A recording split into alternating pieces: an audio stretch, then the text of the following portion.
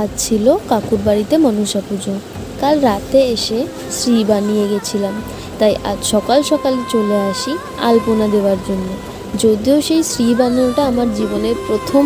তারপর পুরো পুজোর দায়িত্ব পড়েছিল আমার ওপর, মানে পুরো পুজোর জোগাড় জান্তি, আলপনা সব কিছু। যেহেতু আমি এগুলো করতে ভালোবাসি, তাই কাকু বলেছে তোর দায়িত্বেই হোক। কাকুর বাড়িতে প্রায় 5 বছর পর আবার মা মনসার আগমন। সকাল 6টার সময় আমি এসে ঘরটা পুরো পরিষ্কার করে লেগে পড়ি আলপনা বানানোর কাজে। আমি প্রথমে মেঝেতে চক দিয়ে আলপনাটা বানিয়ে নিই, কারণ ফ্যাব্রিক কালার আনা হয়েছিল। একবার ওটা করে নিলে সঙ্গে সঙ্গে না মুছলে সেটা থেকেই যাবে, তাই আমি একেবারে কনফার্মের জন্য আলপনাটা প্রথমে চক দিয়ে এঁকে নিই। তারপর লেগে পড়ি রং নিয়ে আলপনা দেওয়ার কাজে।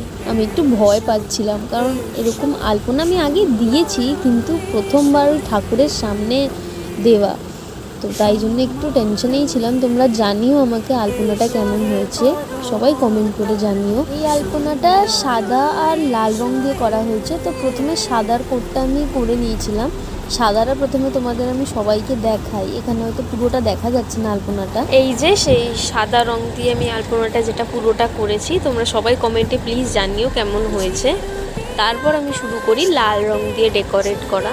লাল রংটা দেওয়ার সময় আমি খুব ভয় পাচ্ছিলাম যে যদি সাদাটা নষ্ট হয়ে যায়, কিন্তু না, সব আস্তে আস্তে ভালো করেই হয়েছে। খুব সাবধানে সাবধানে আমি করছিলাম, কারণ হাতে লেগে যাচ্ছে। আমার তো চুল পর্যন্ত আলপনার বাটিতে পড়ে গেছিলো, তখন বুঝতে পারিনি পুরো সাদা রং লেগে গেছিলো।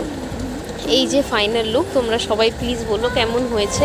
আলপনা কমপ্লিট হওয়ার পরে স্নান করে চলে এলাম জোগাড় জান্তি করতে। সব জোগাড় হওয়ার পরে ঠাকুরমশাই এলেন, আর এবারে ঠাকুরমশাই এসেছিলেন সবচেয়ে লেটে, 1:30টার সময় প্রায় উনি এসেছিলেন।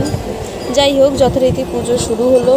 আমিও ছিলাম উপোস, তো সেই কারণে বিধ্বস্ত অবস্থায় ছিলাম। আমি পুরো টাইমটাই কাজ করে যেতে হয়েছে।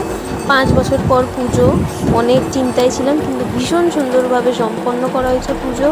এই ছিল আমাদের মা মনসার আজকে পুরো ভিডিও, পুরো পুজোটা। দেখা হচ্ছে পরের ভিডিওতে তোমাদের সাথে। ততক্ষণের জন্য সবাইকে জয় মা মনসা, ভালো থেকো সবাই।